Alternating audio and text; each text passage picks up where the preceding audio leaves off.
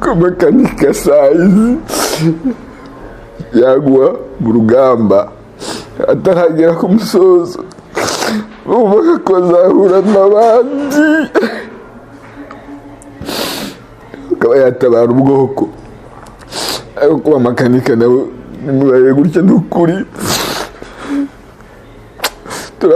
turababaye ntabwo agari byo twikora imitima yacu yashenguwe iki kintu cyabayeho bashenguwe ubwoko bw'abanyamurego burababaye we yewe nababaye pe. Uyu munsi twirwaneho yateze agaco ingabo za leta ya Kongo FARDC babiraramo barabica, ninkubwira ngo barabica babihimuraho nyuma yo kwica umukuru wabo makanika. Babagiye barabica bababwira icyo babereka icyo gukora, babereka ko nubwo bishe umuyobozi wabo ari ababaye ntabwo nari uko byagenda gutyo, ababaye sara ababaye cyane. Uwa makanika ntabwo nabitekerezaga pe, ntabwo bishoboka. I'm sorry kabisa, kandi ndangize ngewe gusa nta kintu navuga, birahagije.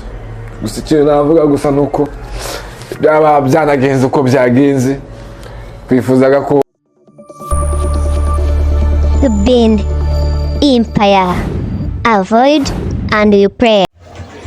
Ndagusuhuje kananone nguhaye kaza ukunda ibiganiro byacu umunsi ku munsi ugakunda ibyo dukora. Iyi ni Ben Empire, ngewe nyita Mr Ben. Iyo utarengejeho promotion ntabwo riba ryuzuye, ndi umwana w'umushi ubikunda kandi ubuzemera. Muri Kongo bikomeje kugorana, bikomeje kuba intambara. Ubu twirwaneho ya General Makanika uherutse guhitanwa na drone yakoreye ibintu bidasanzwe ingabo za leta ya Kongo FARDC.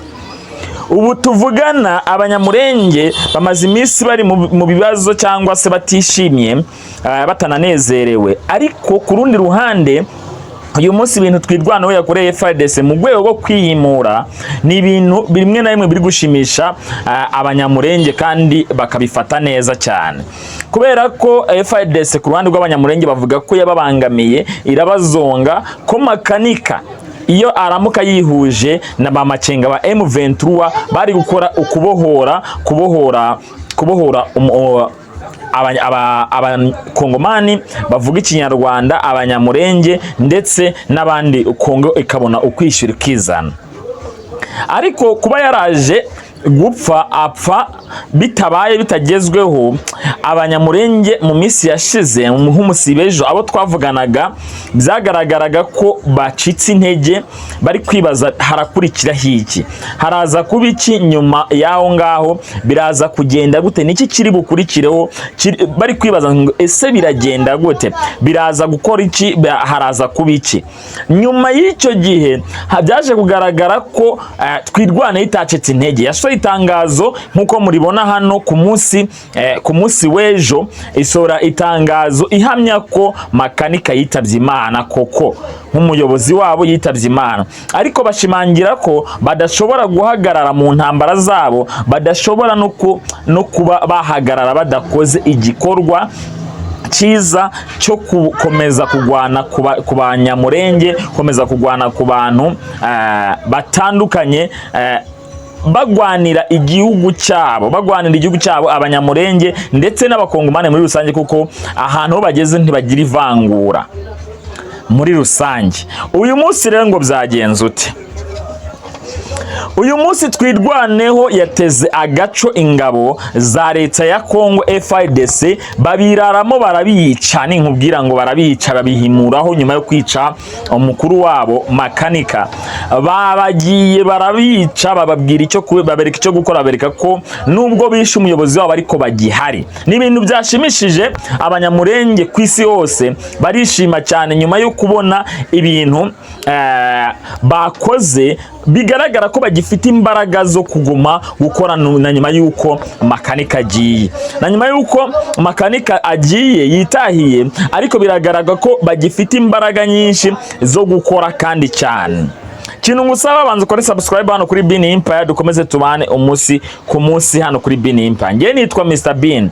Iyo utarengejeho promoter ntago riba ryuzuye. Avoid and you pray. Ndagushimira, tumaje kuba abantu 21 barengaho abantu 200, dukomeje kuba mwuwo muryo, tugakomeza gukora gutyo, ibintu biraza gukomeza kugenda neza kandi bize kumera neza.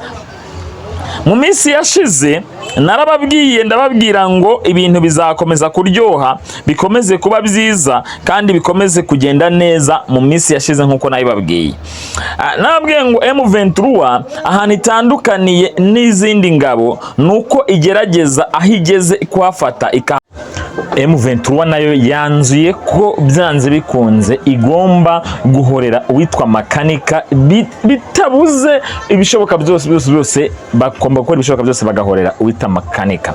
Intambara mu Republika ya Demokarasi ya Kongo, abantu benshi bakomeza kwibaza ese izarangira gute, ni gute ishobora kurangira, kubera ko ni intambara urebye hano hakujya Bukavu, ukareba hano hakujya Kamanyura, ukareba Katanga, ibintu M23 irimo iri hakorera, ukareba uburyo u Rwanda, ambasaderi w'u Rwanda mu Budage yatumijwe, u Rwanda mu Bwongereza yaratumijwe, bafatira Amerika ifatira ibihano James Kabarebe n'ibindi bintu byinshi bitandukanye.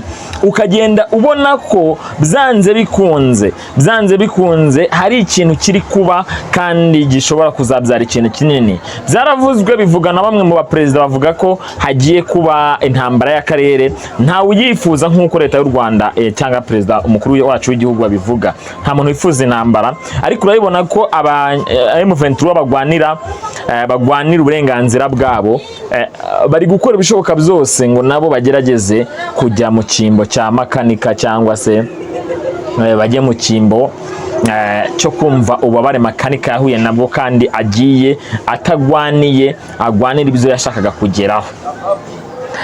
Nitwa Mr Bean, nkorera hano nkaba Bean. Ngushimira ko dukurikira umunsi ku munsi, kandi niba wakanze subscribe, Imana iguhe umugisha. Tugiye gutangira kubana mu biganiro bitandukanye, inshuro nyinshi ngaragara kuri kamera. Tugiye kubana mu biganiro bitandukanye ingaragara kuri kamera. Ngiye kubazanira ubwino bitandukanye, cyane ubwino bwa entertainment na showbiz bitandukanye hano mu Rwanda ndetse no ku isi yose.